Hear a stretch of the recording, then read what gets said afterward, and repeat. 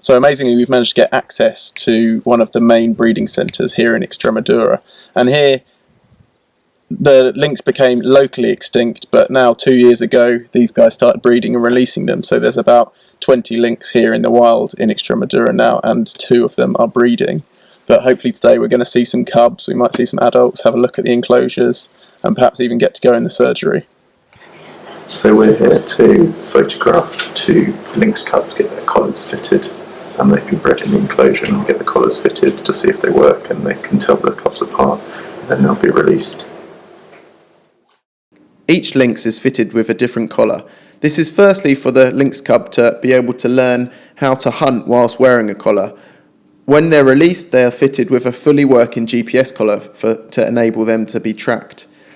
But these collars are also identifying badges. When the observers are watching them to observe their behaviour, they need to tell each lynx apart, and these collars really help with this.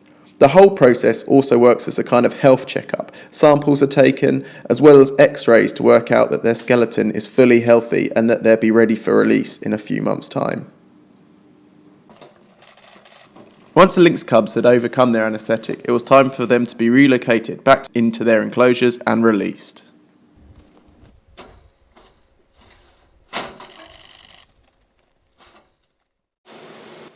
So here at the centre they've got 41 lynx, that's been boosted by this year's cubs, which there's 20 of. But with all these cubs and all these lynx, they need to be monitored. And here is the place where they monitor them 24/7 to watch the behaviour. They've got 102 cameras which they can move around and kind of look in each enclosure, and they have to check each enclosure every hour and note down what the lynx is doing. This is all to know about if they'll be able to survive. All the lynx here are bred to be released into the wild. You've got your breeding pairs that will be here for life, but all their cubs will be released to repopulate around Spain.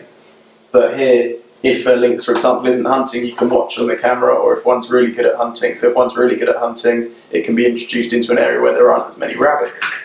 But if one isn't so good, or it's a cub stealing the rabbits off its sister or brother, that's one that either might have to be held back a bit until it becomes a good hunter, or it'll be released into an area where there's a huge rabbit population and it shouldn't really struggle.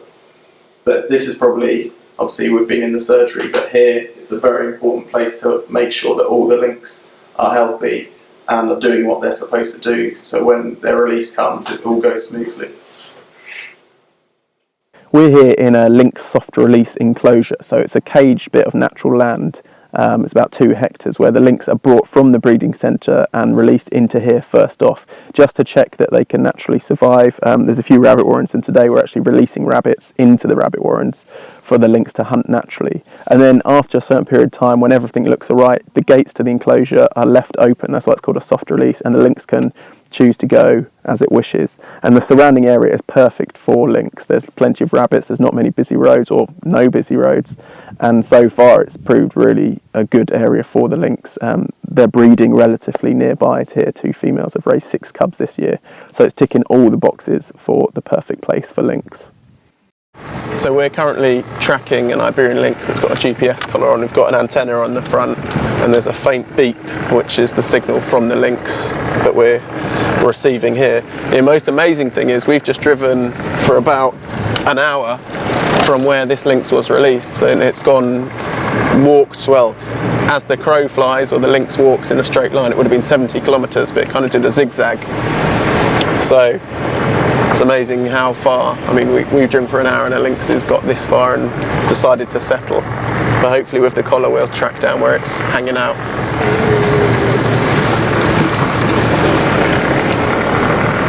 We're on an estate, just getting one of these cages ready that actually is to catch a lynx. This lynx is already collared, but the collar has malfunctioned, so the lynx needs to be caught.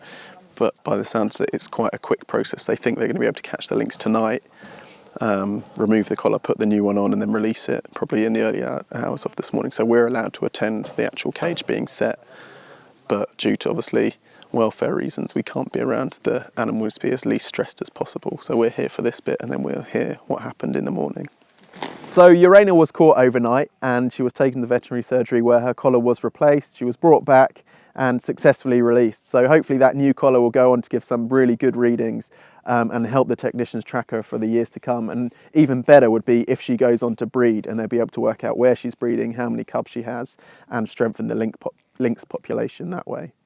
But I mean, it's been an amazing privilege for the last 10 days or so to be able to witness all of this, from the rabbit releases in the enclosure, the collars being fitted on the cubs from this year, and even tracking Urania and Luna.